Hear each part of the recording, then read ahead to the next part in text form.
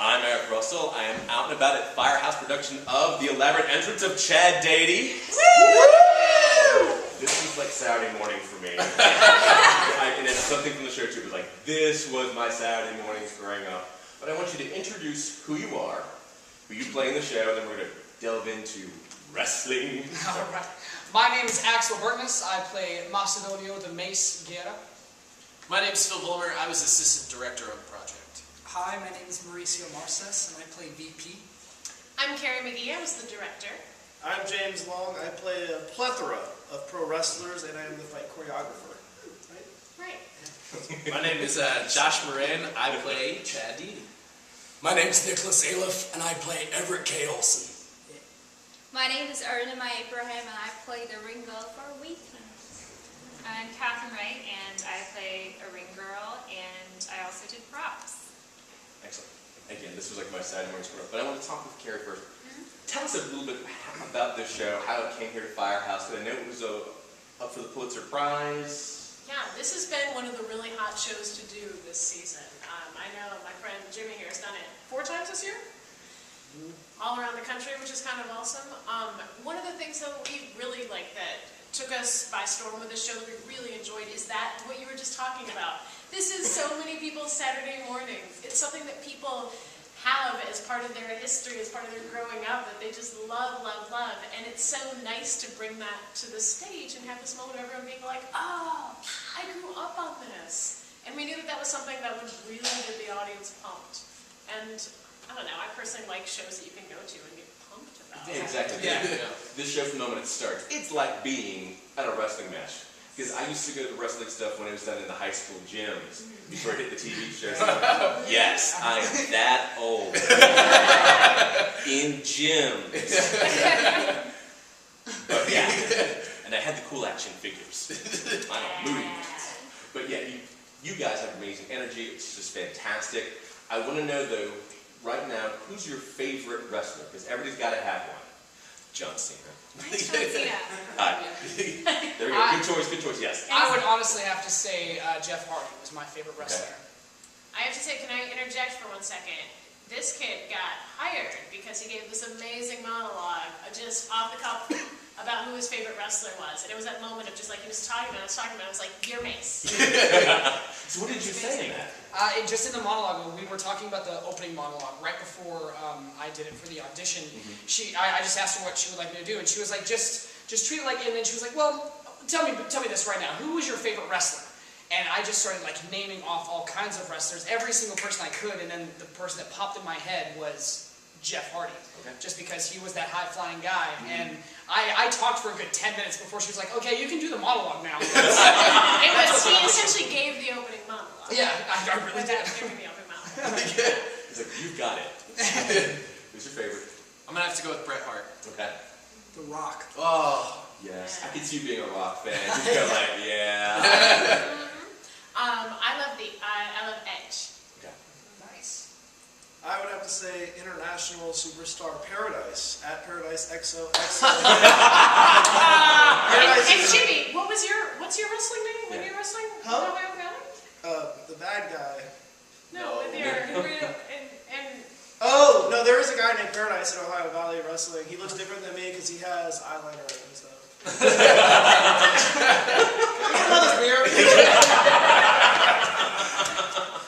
Mine is The Rock as well. Oh, okay, for sure. Mine is Rowdy Roddy Piper. Yes. Old school. Who's your favorite? Mine is Robin, Stupid Boy. It's 2 Paradises. We just John Cena. Sorry, I was distracted. Go ahead. So I want to get through. You've done this show 4 times as the fight choreographer, but you also wrestle professionally as well. If I was reading this correctly, because sometimes phonics is hard for me.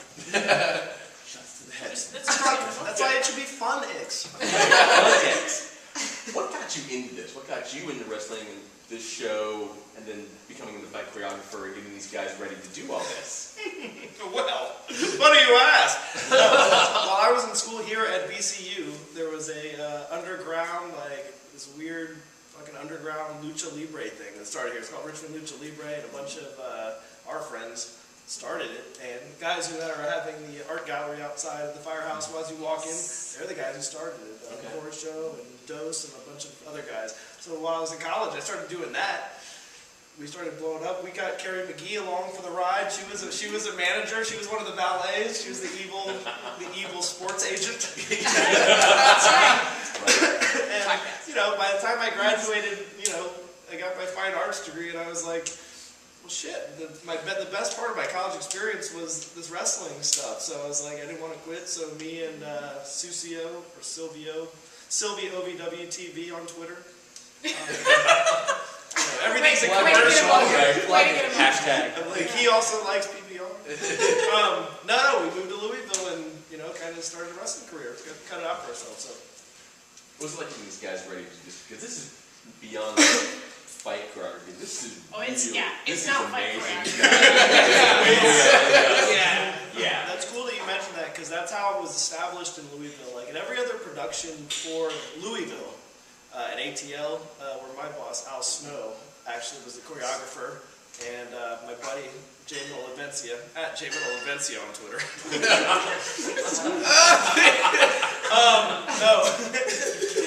They were some of the first that actually did it with a wrestler being not only the actor, but also having wrestling choreography. In stage combat, the thing is what? You're supposed to be able to stop the action anytime. However, in wrestling, you can't do that, and that's when everybody gets hurt. Yeah. So once they established that kind of pattern, you know, I got called up to one of the other shows because the people in Louisville had just seen my work, and we were all connected. You know what I mean? It's a network like that, and this is kind of how the show's been going ever since. And Chris Diaz loved it. And well, and he even says in the script, like in the playwright notes, that get a wrestling. Yeah. It needs to be wrestling moves. Yeah. It can't be stage combat. Like that's not going to work. It needs to be actual wrestling moves. Get a wrestler. And I was watching going, I know that move, I know that move. It's like, yes, this is authentic wrestling. Or the first day of training was probably the most excited that we three have ever been since we were probably 2 years old. the worst day of my life. It was great because he was teaching us, you know, how to take a bump, how to fall. We're like falling on our backs, doing that, and then we start rolling into our backs and everything, and then like 15 minutes into it, he's just like, okay, we're gonna do a front flip bump, and I'm like, I'm sorry. Like that's like day 3 stuff, isn't it? No, but like on day 1 when we had the ring, we started doing front flips and falling on our backs. Yeah.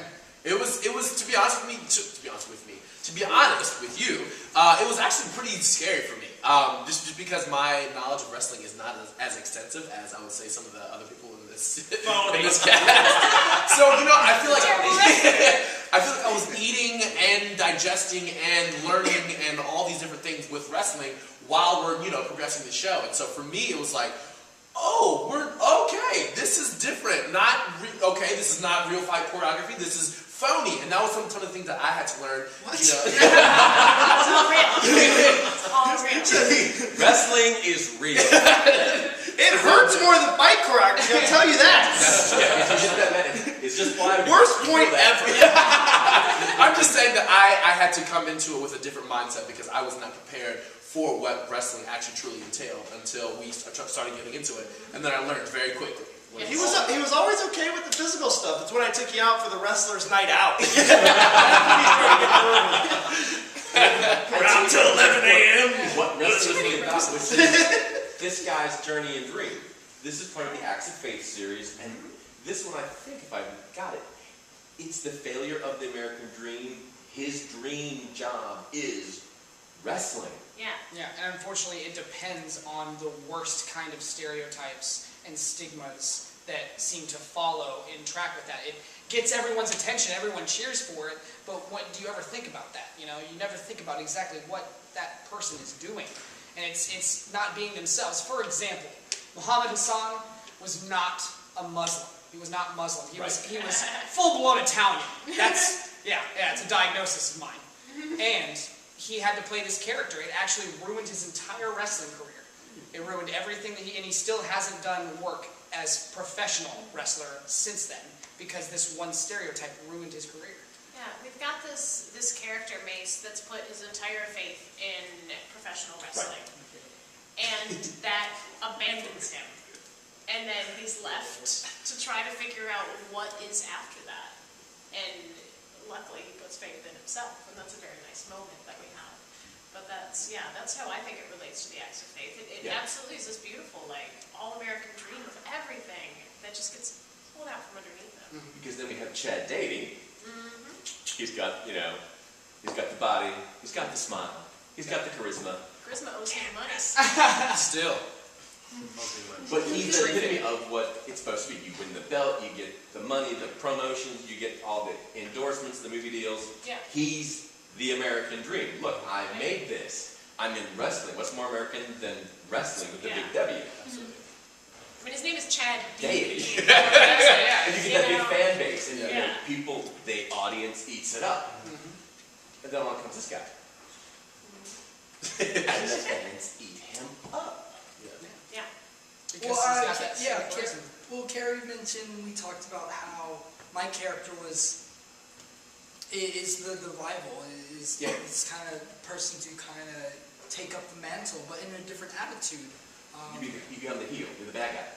Yeah, well, and what we turn. But I think I feel that Mason VP had how they had envisioned VP's wrestling character was to this new voice that could kind of break those stereotypes and introduce a new stereotypeless character. Because you want to be he the is not all-American. Yeah, it's the new American dream. It's like looking at DC Comics New 52 line and they're relaunching characters, but they're making someone African American, and they're making a character now. They make Spider-Man half Latino. So there's whole And literally now you have someone who has absorbed every culture that I can identify in 5 seconds. I mean, you got the McDouble, and double cheeseburger. Now you got the McNugget. What are you gonna do? It comes with a lot of variety of sauces. We have this new American dream. We have this idea of, we look at the demographics of America now, and it's changing daily to being that people of all sorts of different cultures are more and more and more, and that's phenomenal. And we're trying to see where the media is also going to follow along with it. And we have the idea of this in this show, and then it gets shot down. Yeah. I mean, like Super Bowl, we saw that Coke commercial. The beautiful, beautiful Coke commercial. But then you see the backlash. And people hate it. People hate it. And they just were out there going, you've ruined Sun America. It's just like funny, like how much can we push, and then how much is taken from that. And I mean, it's very topical in a way. And I think that's one of those American things. They've had this whole, we're Americans, and you forget we're from all different places. Well, for me, that's actually, my opinion, that's one of the more powerful moments of the play, is at the end, when Arunima speaks, it's just, it really hits home that, she's American, it's something from a different culture, and she's the first person. Right, and you had this different perspective going, well, why are they all cheering for the villain? Because that's not her. And we're not going to give a spoiler. You have to come see it. So. You better come see it. You get powerbombed if you don't. I'll find you. You better come see it. There's all kinds of prejudice in this play. It's all edit. Well, guys, you were talking about stereotypes, and you remember seeing the Iron Sheik, and you see these people wearing just outlandish costumes, and of course, everyone who's Hispanic must be a luchador, and if you're from Japan, we have you dressed as a dragon. Right. And of course, Roddy Piper, you've got to be Scottish wearing the kill. We see these things, but then from watching wrestling, I think we are starting to see those lines blurred, like we're starting to see the character, but not really in that ethnic way. We're not seeing, this stereotypes. You can be a Latino wrestler, but you don't really have to be a luchador. You can be who you are. There was actually, to further delve into that, one of my favorite moments in wrestling was, if you guys know, when Rey Mysterio won the World Championship. That was significant because you took a luchador wrestler who was smaller than every single person you had in your roster, and you finally, he's been wrestling for about 25 years. He's been wrestling for a hot minute, and he then got to become world champion. It took that long to get it. Exactly, and he still did it behind a mask. He still had to do the luchador way, but he did it right. He was able to stay with his culture and bring something to his culture that nothing had been allowed before. Exactly. Yeah, it's like it's you know the brush strokes are like less broad now, right? Yeah. Which is why not as many people are paying attention and why the ratings are low. Yeah. Unfortunate side of it, yeah. Let's get more. And wrestling broke to me. It was that action. These were the superheroes that come to life. You watch them fly, you have the big colors, the bright things. And then I also look at this. It's like the guy's version of the soap opera. You have the monologue. Last week at Royal Rumble. Like, are you going to wrestle or is it a 15-minute spot here? And it moves at the same pace as soap does. operas. You can tune in 3 weeks later. And the guy's still like the trunk of a car. Yeah, exactly. Down the storyline. Yeah. But I think that's what makes it so approachable because you have storylines and you want to find out. Does he win? Does he lose? What's going to happen next? You know? What do you want audiences to take away from this show? Because one, you draw the audience in. I mean, this is like being in a wrestling match with the size and the cheering and the whole thing. But what do you want an audience to take away from this production? I would like, personally, one, for them to view this theater experience as an experience that all theater can be. Mm-hmm. That you don't have to be invited in to be a part of it, that it's something that you can just be involved in, and that it's not just going to the theater and sitting in the dark and watching culture wave over you. You know what I mean? That you can be a part of that, and that doesn't change it, that doesn't make it any less or any better. That's just a part of the night out. Because you used the whole theater, so you used the aisles, the whole thing. Yeah, that was definitely the option. Ringside seats are really good. Yeah. And I also want people to come out of it thinking about these stereotypes, thinking about what it means to be who you are in America, what it means to be American, what it means to be your particular ethnic makeup, and how you've had to spin yourself to make that okay, and whether that's necessary or not. I think that's a big thing. Because with sports, you still have a lot of barriers. Like you remember the first African American athlete, the first, and I know when John Cena just spoke about like the first out gay pro wrestling. With the Olympics going on, there's a lot about rights and things. I think in sports, when a figure comes out, I think it says a great message to the younger athletes going, I can do this, or it doesn't matter. This person did it, and they're doing successful. We can be and that stands for every single aspect of a culture. Not just say if someone thankfully got to come out and was comfortable with it for the first time ever. That's fantastic. But to be able to celebrate your religion in the same vicinity. I mean, not as much as say like being able to smoke in the restaurants like everybody else does. Don't limit it to that, but limit it to actual cultures. Make it something that's alive and serious. Have it all come together instead of separating it into these categories. Make it all one category and make it all elements of that category. Well, and the idea that you don't have to sell yourself as a stereotype to get right. over. Exactly. I think that's something that people do a lot. I think everyone does it personally, like the character that is me. And a lot of times that gets spin down in our ethnicity as well. And I think in the idea of this show is that these characters can get caught up in what that is. Like, Mace could get caught up in Che Chavez. You could get caught up in the fundamentalist. But the idea of being able to divorce yourself from that character and say, that is not me, is a big thing. You want to be known for you, not, oh, you're the Latino guy on that show, right. or you were the quirky next door neighbor kid who wore the big black. You want to not be the stereotype. Exactly. It goes from being a powerful idea to a stereotype.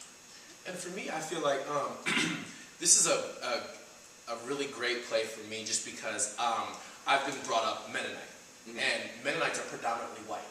And my father's a Mennonite pastor, and so coming into this show, having to put on that sense of you are a black world champion, that's something completely different from what I'm used to as a person. I'm an educated black male who is a Mennonite.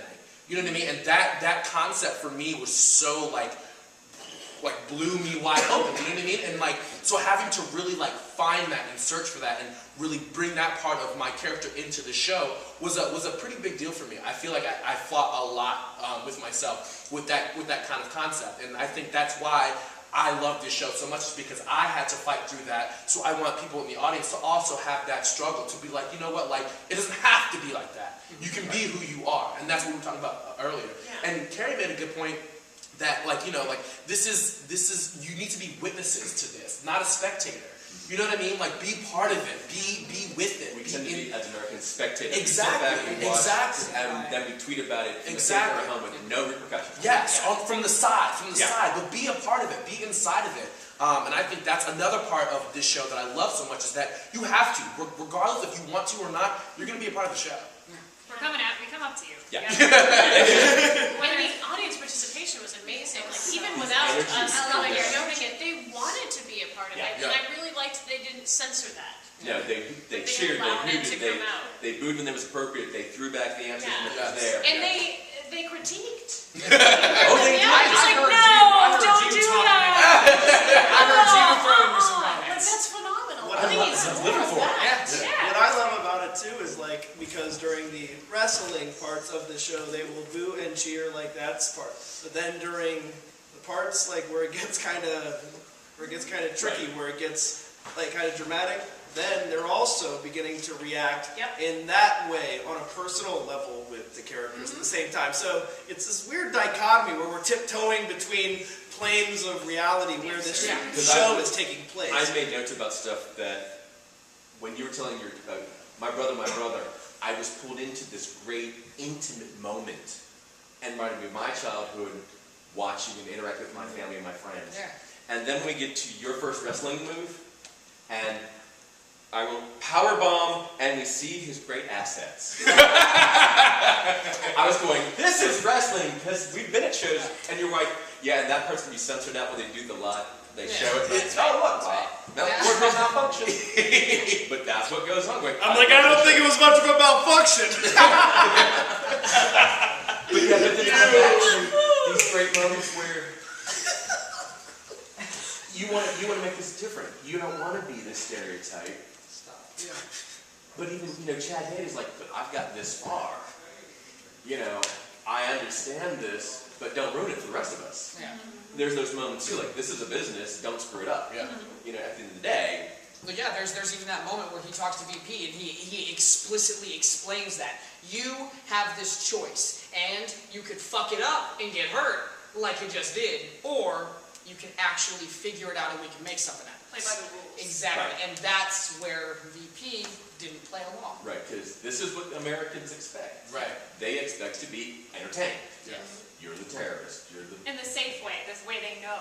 Yeah. When he does what's not expected, it scares people. Right, because you just stood there, you did Yeah. whatever. That's not normal. That's not how. That's how we do it. Yeah. No. And that's exactly VP's appeal, is that I'm off the box of unexpectedness. I'm just this giant, literal combination in this Indian street hood, ladies man, basketball player. Right. And it's just like no one would think to put these things together. Right. And I think There's that, more to it. and I think Say, it works. that's Why very, it works. that's a choice. But it works. The essence of VP, and I think he carries that with him wherever he goes, and that's what's made him successful in his own life and how he wants to carry himself. And I think being thrown into the professional world, he has to face that, and he has to make those tough choices. Because he didn't realize what it was either. He was like, this is Yeah. not what I was expecting. This it's play really is not. like about, this play could be about working at Walmart.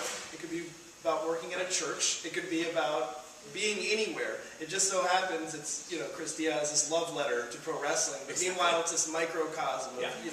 socio-political, It is. totem pole. And that's that's the real discussion in there at the same time. So it's nice. It's nice that it has a fun packaging though. Yeah. And that's the part that, some theater goers are like, what is this thing?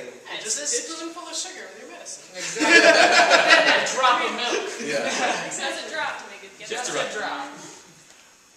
Because when you walk away, it's like, I went to this great show, and I learned something. I feel like No, but that's that's exactly that's Yeah. what's like wonderful about these moments, because they'll grab you. You gotta get away the show for! No, I'm not. Okay, no spoilers. No spoilers. No, but we're able to grab you, and then all of a sudden, like freaking knife in between the ribs, Yeah. will say some real poignant thing, Yeah. and you're like, oh man. And then you didn't realize that you were invested in that, Yeah. and all of a sudden, the seed's planted, too late, we got to you, Yeah. and Come for the wrestling, surprise, leave for the message. I love that. What's your favorite wrestling move that you learned during the show? I learned one. I will have to see the show to find out what it is. I became obsessed with the powerbomb, like Okay. obsessed, and I still freak out every time I see it. Again, and I actually wasn't super into wrestling. I was aware of it, but now I'm like hooked because of this show. So now every time I see a powerbomb, I'm like, I know what that is, and I'm always like, I don't care. We watch it. Favorite move? For me, it was the spine buster. Okay. I mean, I feel like the powerbomb is, the natural because it's so epic. But at the same time, when we were discussing our match, he was like, "We're gonna do the spine buster," and I was like, "What?" I was like, "All right, bring it then." So when we learned it, I was like, "This is the shit." So that's mine. What's your favorite? My favorite move that I learned during this play was the power of stillness from karaoke. Just be still. Sing! I'm just kidding. I really am an actor now. A true thespian of the stage. I just came out. Every time you go on Full-blooded stage, thespian. every time you go on stage, weeping. We'll be doing the Mikado next week. What movie did you, we know yours. What was your favorite movie that you learned? My favorite move that I learned, honestly, all of them were fantastic, but the last thing that Jimmy taught me was a kip-up, which is something The Rock does a lot. Okay. When he's been knocked down and the opponent turns around and he all of a sudden is back up on his feet, he just jumps up. Jimmy's been teaching me that. I'm not good at it yet, but damn it, I love it. By the end of the run, you'll have mastered it. No, he's getting there, man. He can do it. Literally every single thing that Jimmy has taught me during the show, I get excited as hell, and I'm the first person to be like, yeah, let's do that again. Yeah, okay, I'm gonna get a problem. I'm just so excited. There's a full wrestling match. Yeah, you're getting a full wrestling show here. You're getting it all. That's phenomenal. It is. I knew that happened, but it wasn't until I saw it that I realized that, This is real. there's a real wrestling match. That's amazing. All right, so to indulge me just a bit, I would like you to do a promo for this show right now in your best wrestling monologue. On the spot. Monologue. The 11 entrance of Chad Deity. You tell us all about this, when we can see it, how we're going to do it. Do you want a night? Do you want one night to change your life? Culture, color, big, static, nothing, everything. You will get all of it if you come to Chad Deity. It costs money too, but it's okay.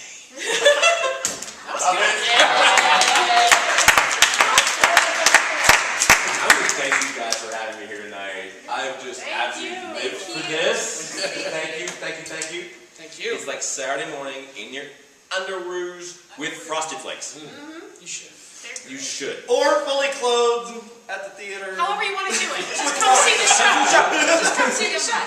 Well, I'm Eric Russell. I've been out and about with the cast of The Elaborate Entrance of Chad Deity here at Firehouse Theater. You never know where I'll turn up next, so tune in next time. See ya.